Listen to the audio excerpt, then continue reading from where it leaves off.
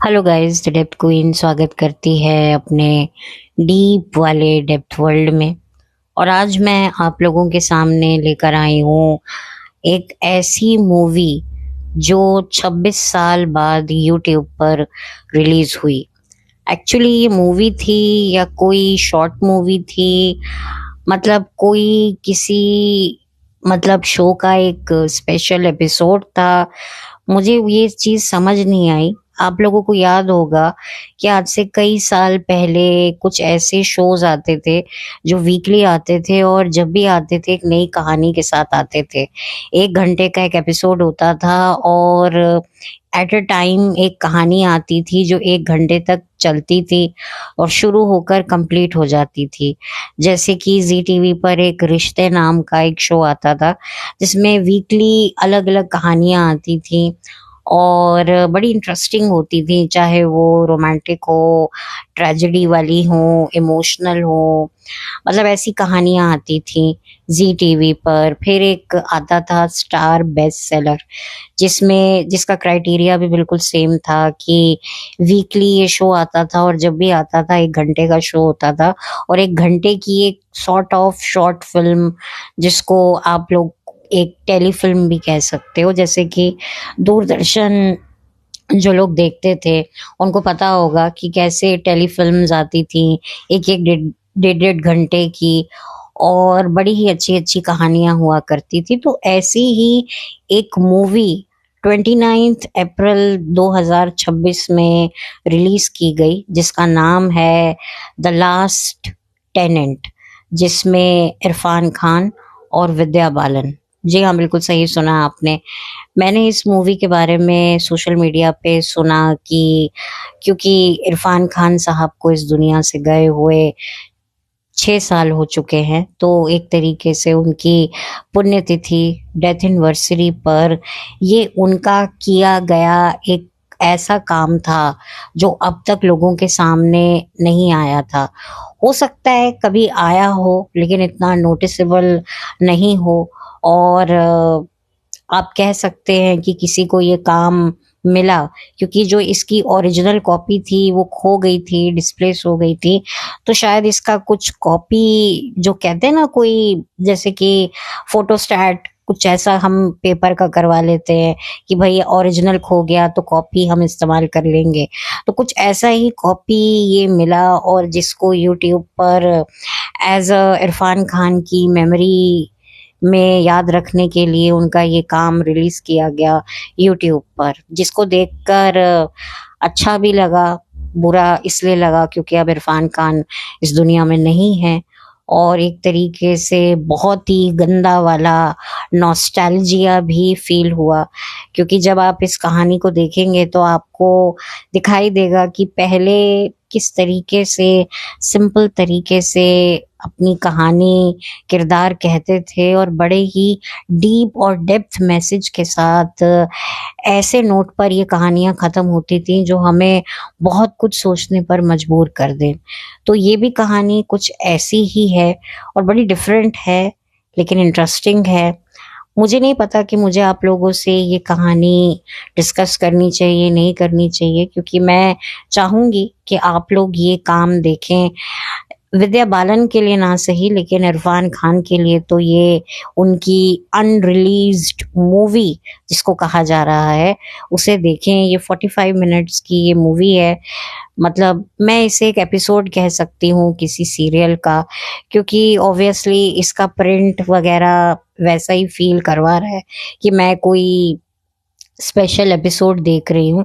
Actually मैंने इरफ़ान खान साहब के बारे में बहुत बात करी है अपने पॉडकास्ट में, और इनकी फ़िल्मों को भी मैंने एक तरीके से रिव्यू किया है, और इनका एक special episode star best seller का भी मैंने रिव्यू किया था, जिसमें इरफ़ान खान के साथ टिस्का चोपड़ा थीं।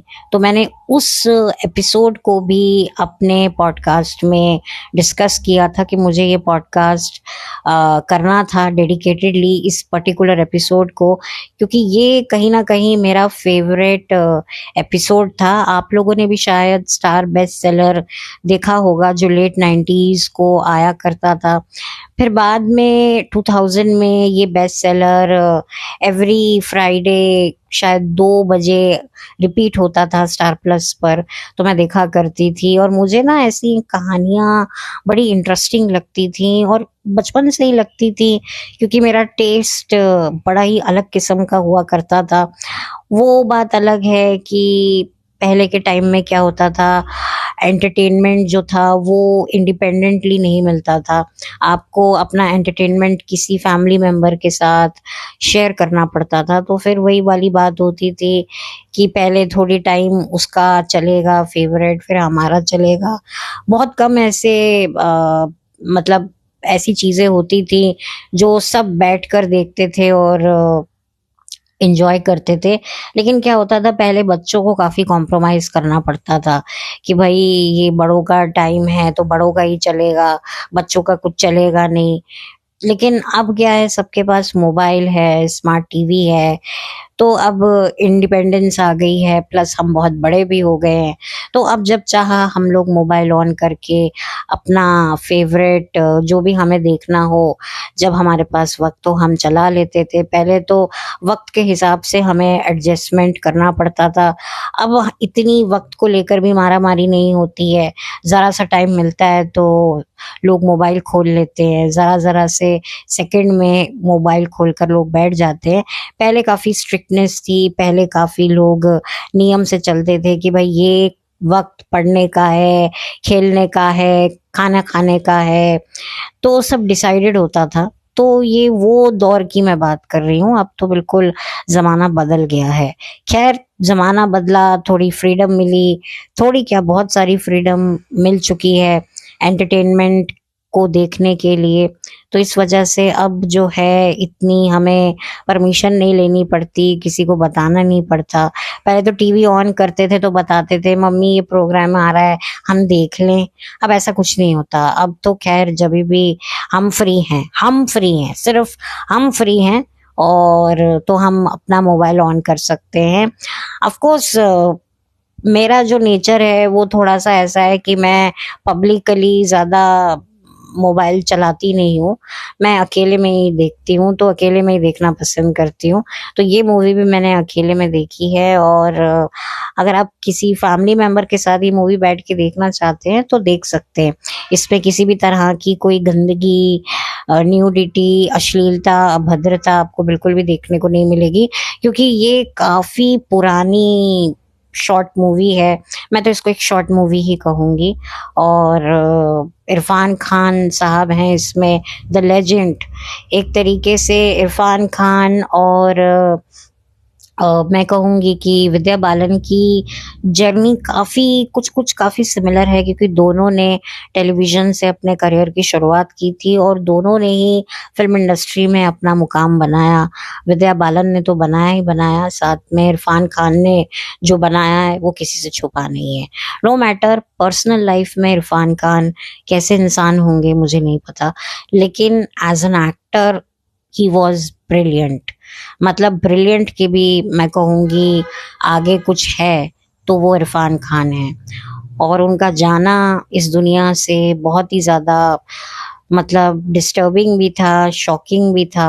ऑफ कोर्स वो काफ़ी समय से एक लंबी बीमारी से लड़ रहे थे, लेकिन कहीं ना कहीं होप थी कि वो उस बीमारी से निकल कर वापस से जो है अपना काम करने हमारे बीच में आ जाएंगे, और वो आए भी। लेकिन वही वाली बात है कि जब जिसका वक्त आ जाता है उसको फिर कोई जाने से रोक नहीं सकता, और यही इरफान खान साहब के साथ हुआ। 29 अप्रैल 2020 को ये दुनिया को छोड़कर हमेशा हमेशा के लिए चले गए। मैंने इरफान खान साहब का काम देखा है। मैंने उन्हें बनेगी अपनी बात नाम का जो एक शो आता था जी टीवी पे, मैंने उसमें भी देखा है। उनकी टेलीफिल्म्स भी देखी हैं। अभी भी दूरदर्शन पर मैं उनके किए गए कामों को देखती हूँ तो बहुत दिल दुखता है कि यार एक अच्छा आर्टिस्ट जिसका वक्त करीब करीब आ गया था कुछ करने का, तो आप देखिए जिंदगी ने ही उससे वो वक्त छीन लिया। वही वाली बात है, इंसान मेहनत करके एक मुकाम तक पहुंच जाता है, लेकिन वक्त जो है उसका साथ नहीं देता, उसकी उम्र जो है उसको धोखा दे देती है कि नहीं भाई, अब तुम्हें सब कुछ छोड़ छाड़ के इस दुनिया से जाना है। ये बात मैं पहले भी कह चुकी हूँ इरफान खान के लिए कि बहुत ही बड़ी ट्रेजेडी मैं इसे मानती हूँ। वो बात अलग है कि अब उनके सुपुत्र भी इसी प्रोफेशन से हैं, और उनके बेटे की भी एक फिल्म जो C5 पे रिलीज हुई थी, मैंने उसको भी रिव्यू किया था, और उनके बेटे के साथ जो एक कंट्रोवर्सी हुई थी बॉलीवुड में, मैंने उसके बारे में भी बात करी थी। तो खैर, ये जो कहानी है, ये कहानी आपको एक ऐसा मैसेज देगी जो आपने कभी शायद इस बात पर गौर नहीं किया होगा कि हमें एक्चुअली अपनी ज़िंदगी में कैसा इंसान चाहिए, कैसा लाइफ पार्टनर चाहिए। हमें अपनी ज़िंदगी में ना, अगर मैं एग्ज़ैक्टली बोलूँ, चाहे औरत हो, चाहे मर्द हो, उसको एक ऐसा लाइफ पार्टनर चाहिए जो सिर्फ़ उसकी सुने। उसकी ज़िंदगी में जो, मतलब कि जो वो शख्स है, हम जैसा लाइफ पार्टनर ऐसा चाहते हैं कि जिसकी ज़िंदगी में खुद का कुछ ना हो, जो भी हो वो हम हों, हमसे ही शुरू और हम पर ही ख़त्म। और अब आप लोग कहेंगे कि भई पर्सनल स्पेस जैसी तो क्या फिर कोई चीज़ नहीं होगी, आप तो हमेशा पर्सनल स्पेस की बात करते हैं। जी हाँ, मैं पर्सनल स्पेस की बात करती हूँ, लेकिन पर्सनल स्पेस की ज़रूरत क्यों पड़ती है? पर्सनल स्पेस की ज़रूरत पड़ती इसी वजह से है क्योंकि जिस इंसान के साथ हम अपनी ज़िंदगी बिता रहे हैं, हमें पता है कि वो शख्स हमें जज कर रहा है, हमारी बातों का या तो मज़ाक बना रहा है या तो हमको काउंटर अटैक कर रहा है। लेकिन कोई ऐसा शख्स मिल जाए जिसका खुद का कोई ना ओपिनियन हो, ना कोई जजमेंट हो, उसकी कोई ज़िंदगी ही ना हो, उसका तो फिर फ़ैसले, उसकी तन्हाई, फिर वो क्या मैटर करते हैं? वो इंसान, मतलब जो भी हम डिसीज़न लें, उसके लिए उसका कोई ओपिनियन ही ना हो, बस हो तो सिर्फ़ हम। अब आप कहेंगे ये डेप्थ क्वीन कैसी बातें कर रही है? ये मैं बातें इसीलिए कर रही हूँ क्योंकि जब आप ये मूवी देखेंगे ना, तब आप मेरी बात को कहीं न कहीं समझ जाएँगे कि मैं क्या कहना चाह रही हूँ। जो मैसेज इस मूवी में आज से 26 साल पहले बताने की कोशिश की गई थी, वो आज कहीं न कहीं मैं समझ पा रही हूँ। ज़्यादातर वही वाली बात होती है ना कि जब हम जिसके प्यार में पड़ते हैं, या तो हम उसको अपने जैसा बना लेते हैं या उसके जैसा हो जाते हैं। बड़ा मुश्किल होता है कि हम अपनी इंडिविजुअलिटी को बैलेंस कर पाते हैं, उसे बचा पाते हैं। तो यहाँ पर जो एक बात बताई गई है कि हमें ज़िंदगी में एक ऐसा इंसान चाहिए जो हमारा वजूद हमसे ना छीने, बल्कि उसका भी कोई वजूद ना हो, और जिसका खुद का कोई वजूद नहीं होगा तो वो हमारे ही वजूद में अपने वजूद को तलाशेगा। तो यही कहना चाहती है ये कहानी, जो कि कहीं न कहीं मैं इस बात से सहमत ना होकर भी हूँ, क्योंकि ठीक है, हम ज़िंदगी में पार्टनर चाहते हैं, जिसकी खुद की भी कोई इंडिविडुअलिटी हो, खुद का भी मुकाम हो, ये हो, वो हो। लेकिन ठीक है, हमें ऐसा इंसान मिल भी जाता है जो हमें स्पेस देता है, जो हमें समझता है। लेकिन फिर भी कहीं न कहीं उस इंसान के साथ भी ना हम नहीं इतना रह पाते। हमें उस इंसान से भी एक ब्रेक चाहिए। लेकिन हमारी ज़िंदगी में कोई ऐसा शख्स आ जाए, जिससे हम चाहकर भी दूर नहीं जा सकते। वो हमेशा हमारे आस-पास ही है, लेकिन फिर भी आस-पास होने के बावजूद भी वो हमें सुकून दे रहा है। वो हमारी ज़िंदगी में दखल-अंदाज़ी नहीं कर रहा है। हम उसके सामने हँसे, रोएँ, कुछ भी करें, वो हमें जज नहीं कर रहा है, और जज वो तभी करेगा ना जब उससे हमें कुछ चाहिए होगा।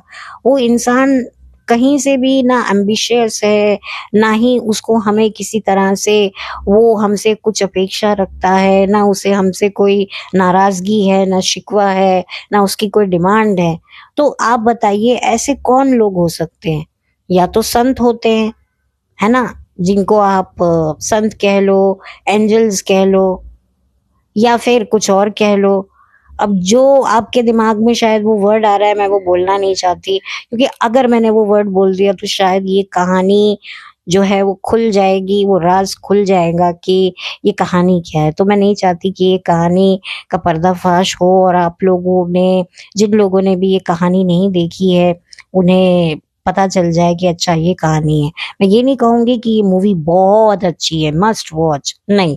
आप, बट ये है, मैं ये कह सकती हूँ कि आपको ये कहीं ना कहीं ये मूवी इतनी भी डिसअपॉइंट नहीं करेगी। अगर आपको कुछ देखना है, कुछ डिफरेंट देखना है, कुछ नॉस्टैल्जिया जोन में जाना है, तो ये मूवी बहुत अच्छी है। अगर आप इरफान खान के बहुत जबरे वाले फैन हैं, बहुत ही ज्यादा उनके काम की कदर करते हैं, उनके काम को मिस करते हैं, तो आप इस मूवी को मिस मत कीजिए। क्योंकि ये कहानी बुरी नहीं है, लेकिन कहते ना कि आप इस कहानी को भले ही ना पसंद करें, लेकिन आप इस कहानी को इग्नोर भी नहीं कर सकते। हो सकता है आपको थोड़ी अजीब लगे, थोड़ी वियर्ड लगे, लेकिन कहीं ना कहीं ये कहानी आपको डेफिनेटली ये समझाने की, मेरा पॉइंट ऑफ व्यू समझाने की कोशिश तो करेगी। अगर आप मेरी एज के हैं, अगर आपने अपनी जिंदगी में बहुत सारे उतार चढ़ाव अपने आसपास देखे हैं या खुद के साथ होते हुए देखे हैं, तो आप समझ जाएंगे कि ये कहानी क्या कहना चाह रही है।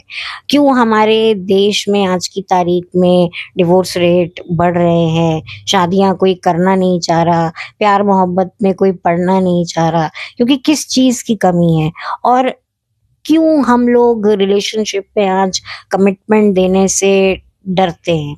तो ये सारी बातें, सारे सवालों के जवाब आपको इस मूवी, इस शॉर्ट मूवी द्वारा दिए जाएंगे, वो भी उस जमाने में, सन 2000 में ये मूवी बनी थी।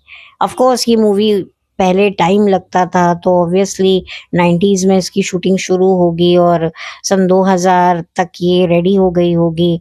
लेकिन फिर बाद में क्या रीज़न रहा, मे बी किसी के टेलीविज़न के लिए ये बनानी थी या क्या था, मुझे नहीं पता, क्योंकि उस ज़माने में यूट्यूब तो पता नहीं, शायद ही नहीं था। तो खैर जो भी है, ये एक तरीके से इरफान खान साहब के फैंस के लिए एक बहुत अच्छी ट्रीट है, विजुअल ट्रीट मैं इसको कहूँगी। और विद्या बालन का भी आपको देखने को मिलेगा कि विद्या बालन कैसे पहले टेलीविजन पर काम किया करती थी, और कोई सोच भी नहीं सकता था कि विद्या बालन आगे जाकर फिल्म इंडस्ट्री की डर्टी हीरोइन बनेंगी, क्योंकि इन्होंने की थी द डर्टी पिक्चर। तो कोई कह नहीं सकता। ये दोनों ने देखो अपने करियर की शुरुआत टेलीविजन से की, और आज आप देख सकते हैं कि विद्या बालन का भी करियर कोई बहुत अच्छा तो अब रहा नहीं। कुछ वेब सीरीज में ये काम कर चुकी हैं, कर रही हैं, आई डोंट नो, लेकिन अब इनका भी करियर एक तरीके से खत्म ही है। और इरफान खान साहब तो इस दुनिया से ही चले गए, उनकी जिंदगी ही खत्म हो गई। क्या अजीब इत्तेफाक है कि 26 साल बाद इनका काम आया भी यूट्यूब पर। एक जिंदा है और एक जिंदा नहीं है, एक इस दुनिया में ना होकर भी उनके काम को याद किया जा रहा है, और दूसरी विद्या बालन इस दुनिया में होने के बावजूद भी अब उनको काम नहीं मिल रहा है। तो ये एक बहुत बड़ी नहीं, बट एक सोचने वाली बात मुझे लगी, और मैंने ये बात आप लोगों से मैं शेयर कर रही हूँ। पता नहीं कितनी ये बात मुझे करनी चाहिए, नहीं करनी चाहिए, लेकिन जो मैं फील करती हूँ मैं वही आप लोगों से शेयर करती हूँ। तो मैंने, जब मुझे इस मूवी के बारे में पता चला, मैं तुरंत यूट्यूब पर गई, मैंने इसे सर्च किया, मुझे मिली, और मैंने ये मूवी देखी। और मैं एक बात और भी बोल दूं कि कमेंट सेक्शन मत पढ़िएगा, पहले मूवी देखिएगा, बाद में कमेंट सेक्शन पढ़िएगा।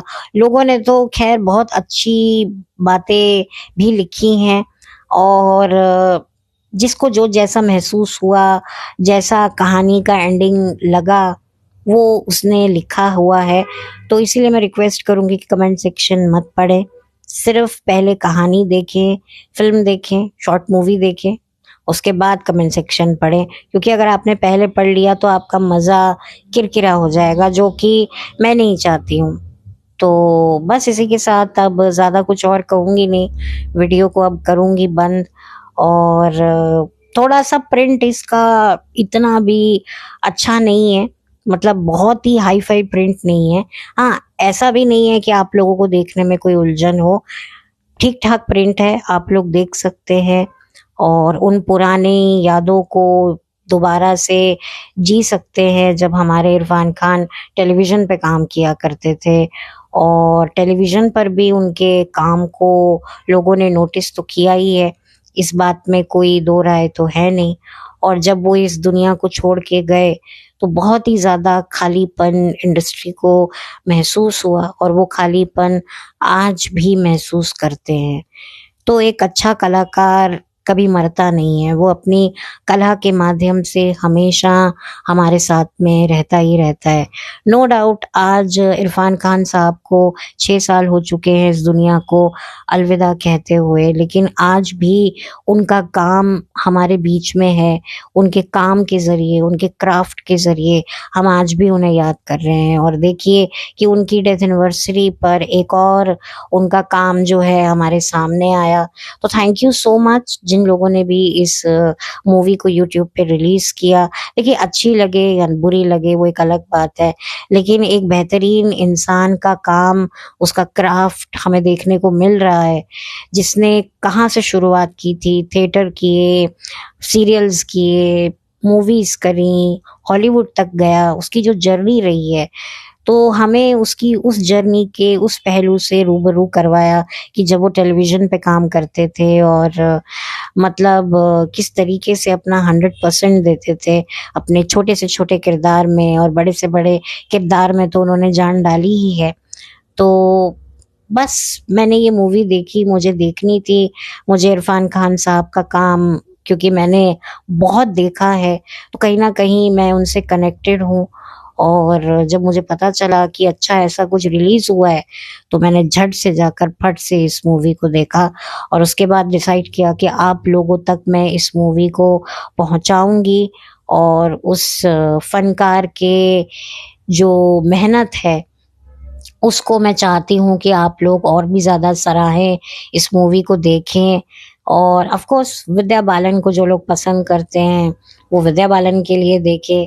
लेकिन विद्या बालन से ज़्यादा इरफ़ान खान के लिए मैं कहूँगी ये मूवी देखें और मुझे नहीं पता कि विद्या बालन और इरफ़ान खान इसके बाद कहीं दिखे किसी मूवी में, मुझे अभी तक तो याद नहीं आ रहा है। हो सकता है कोई मूवी की हो जो अभी मेरे ज़हन में ना आ रही हो, कोई शो किया हो, पर अभी तो फ़िलहाल मेरे ज़हन में कुछ नहीं आ रहा है। मेरे ज़हन में तो ये द लास्ट टेनेंट मूवी ही आ रही है, शॉर्ट मूवी। तो बस अब मैं इस वीडियो को बंद करूँगी। बहुत जल्दी मिलूँगी आपसे एक नए वीडियो के साथ। तब तक के लिए thank you so much. Have a blessed day. Please मेरे चैनल पर नए हैं तो सब्सक्राइब कीजिए, वीडियो को लाइक कीजिए, कुछ कहना चाहते हैं तो कमेंट सेक्शन हाज़िर है। मेरा वीडियो किसी और के साथ आपको लगता है शेयर करने लायक है तो ज़रूर कीजिए, मुझे कोई एतराज़ नहीं है। तो मिलते रहेंगे आपसे और वादा करती हूँ कि कुछ अलग, कुछ नया आप लोगों के लिए लाती रहूँगी। तो बस मेरा इंतज़ार कीजिए और मेरे वीडियोज़ को सपोर्ट कीजिए और मेरे चैनल को सपोर्ट कीजिए। Thank you so much guys. आप लोगों की वजह से 2 साल मुझे यूट्यूब पर हो गए हैं। आप लोगों की डेप्थ क्वीन 2 साल की हो गई है यूट्यूब पर और तहे दिल से आप सबको दिल से थैंक यू और आप लोगों ने बहुत सपोर्ट किया है मुझे। जितना मैंने सोचा था उससे कई ज़्यादा आप लोगों ने मेरे वीडियोज़ देखे, पसंद किए, सुने, एक्चुअली देखे नहीं, सुने और मुझे झेला, उसके लिए तहे दिल से मैं शुक्रिया अदा करती हूँ मेरे दोस्तों का, जिनके सहयोग की वजह से मैं यहाँ तक हूँ। ऑफ़ कोर्स मेरी फैमिली, मेरे सिबलिंग्स और कुछ ऐसे भी लोग हैं जो मेरे साथ अभी मौजूद नहीं हैं, कुछ ऐसे भी हैं जो अब इस दुनिया में नहीं हैं। वो जहाँ भी होंगे शायद मुझे देख रहे होंगे और जो ज़िंदगी में मतलब मेरे साथ नहीं हैं, उन्हें पता नहीं कब पता चलेगा, नहीं पता चलेगा, मुझे नहीं पता। बट कहीं न कहीं उनके कंट्रीब्यूशन भी मेरी इस जर्नी में है। देखिए हर किसी का अपना-अपना तरीका होता है किसी इंसान को सपोर्ट करने का, सबके तरीके अलग होते हैं, लेकिन मकसद यही होता है कि ये शख्स कुछ ना कुछ तो करेगा। तो जिन-जिन लोगों को भी मुझ पर भरोसा रहा और मुझे नहीं पता मैंने उनके भरोसे को कितना कायम रखा है, लेकिन कोशिश मेरी है कि जो भी मेरे चैनल से जुड़े हैं, मैं उन्हें निराश ना करूँ और उनके लिए बेहतरीन से बेहतरीन टॉपिक लेकर आऊँ, जो उन्हें पसंद आए। तो कभी कुछ गलती हो गई हो तो प्लीज़ माफ़ कर दीजिएगा। अभी बहुत कुछ सीखना है, बहुत कुछ करना है और आप लोगों ने बहुत मेरे साथ कोऑपरेट किया है। मेरे लंबे-लंबे पॉडकास्ट जिसको भी आपने पसंद किया है, अप्रिशिएट किया है, तहे दिल से धन्यवाद करना चाहती हूँ। और बस इससे ज़्यादा और कुछ नहीं कहना चाहती। बस कहना चाहती हूँ इस मूवी को, शॉर्ट मूवी को आप ज़रूर देखिए, और थोड़ी डिफरेंट है लेकिन इतनी भी बुरी नहीं है। तो प्लीज़ अगर आप लोगों को थोड़ा वक़्त मिले तो देखिए, नहीं है तो भी कोई ऐसी कोई ज़बरदस्ती नहीं है, सबका अपना-अपना टेस्ट होता है। सो बाकी आप लोगों को जैसा ठीक लगे, मेरा काम था आपके साथ अपनी एक इन्फॉर्मेशन, अपनी इमोशन को शेयर करना, जो मैंने आप लोगों के साथ किया, अपने एक्सपीरियंसेस जो मैंने अपनी ज़िंदगी में देखे हैं, उनको मैं आप लोगों के सामने रखती हूँ। हो सकता है कभी आपको पसंद आते हो, कभी नहीं भी आते हो, बट फिर भी आप लोगों ने बहुत सहयोग दिया है, उसके लिए तहे दिल से मैं आप सभी का एक बार फिर जाते-जाते शुक्रिया अदा करती हूँ। और बस इसी के साथ थैंक यू सो मच।